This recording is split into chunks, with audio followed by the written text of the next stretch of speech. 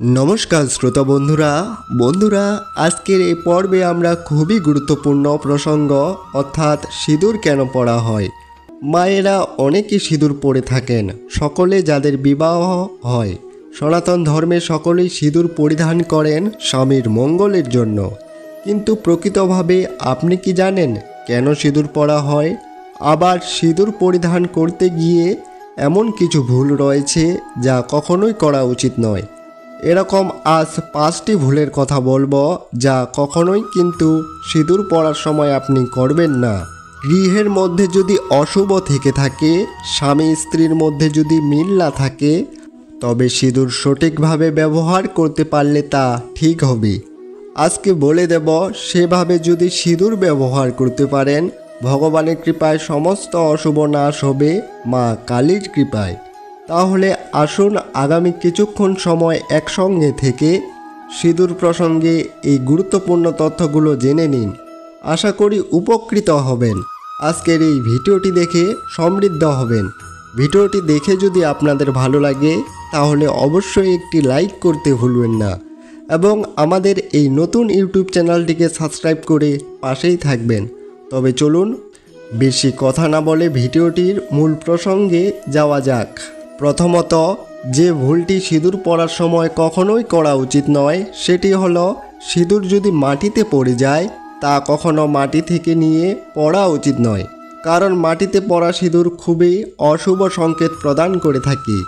ताई सिঁদুর यदि माटीते पड़े जाए ता कखनोई भूल करेও पुनराय पड़ते नेই। যারা এমনটা করেন তারা অবশ্যই সাবধান হয়ে যান।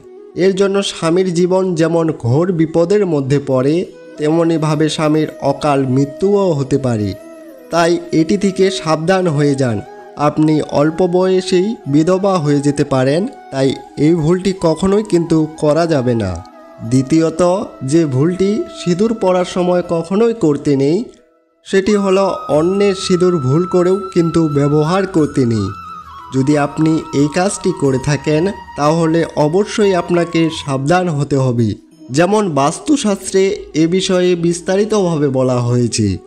যদি অন্যের পয়সায় আপনি সিঁদুর পড়েন অথবা অন্যের সিঁদুর আপনি পড়েন তাহলে স্বামীর এবং সংসারে চরম অমঙ্গল হয়। এর সাথে সংসারে দেখা দেয় চরম অভাব অনটন এবং দুঃখ কষ্ট নেমে আসে আপনার সংসারে। তবে হ্যাঁ বন্ধুরা, আপনারা অবশ্যই আপনজন অর্থাৎ ছেলেমেয়ের পয়সায় কিন্তু সিঁদুর পরে তা ব্যবহার করতে পারেন। তৃতীয়ত যে ভুলটি সিঁদুর পড়ার সময় কখনোই করা উচিত নয় সেটি হলো স্নান না করে কখনো আপনি সিঁদুর পরবেন না। আমরা সকলেই জানি যে স্নান না করে সিঁদুর পরলে স্বামীর যেমন অমঙ্গল হয়, স্মৃতিশাস্ত্র এবং বাস্তুশাস্ত্র অনুসারে স্নান না করে সিঁদুর পরলে স্বামীর এবং সংসারের এই দুইয়েরই অমঙ্গল হয় এবং সংসারে চরম অভাব অনটন এবং দুঃখ কষ্ট নেমে আসে এবং এরই সাথে মা লক্ষ্মীও কিন্তু অনেক রুষ্ট হয়ে থাকেন। চতুর্থত যে ভুলটি সিঁদুর পড়ার সময় কখনোই করা উচিত নয় সেটি হলো ভেজা চুলে কখনোই সিঁদুর লাগানো উচিত নয়। ভেজা চুলে যদি আপনি সিঁদুর লাগান তাহলে বাস্তুশাস্ত্র অনুসারে স্বামীর চরম অমঙ্গল হয়। বিভিন্ন ধরনের নতুন নতুন রোগ স্বামীর শরীরে বাসা বাঁধতে থাকে, স্বামীর অর্থ সম্পদ নষ্ট হতে থাকে এবং এইসব রোগের পিছনে প্রচুর অর্থ কষ্ট ও সম্পদ নষ্ট হতে থাকে। তাই ভেজা চুলে কখনোই আপনি কিন্তু সিঁদুর লাগাবেন না। পঞ্চমত সিঁদুর পড়ার সময় যে ভুলটি কখনোই করা উচিত নয় সেটি হলো আপনি আয়না দেখে যখন সিঁদুর পরবেন তখন কিন্তু কখনোই অন্য পুরুষের বিষয়ে খারাপ কথা চিন্তা করবেন না বা অকারণে কারো অমঙ্গল চাইবেন না।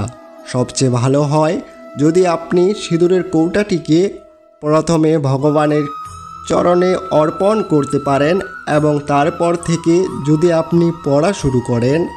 এই কাজটি করতে পারলে স্বামী সন্তানের এবং সকলের মঙ্গল সাধিত হয়, পারিবারিক জীবনে আর্থিক কষ্ট শেষ হয়ে যায় এবং সংসারে সুখ সমৃদ্ধি এবং শান্তি চলে আসে।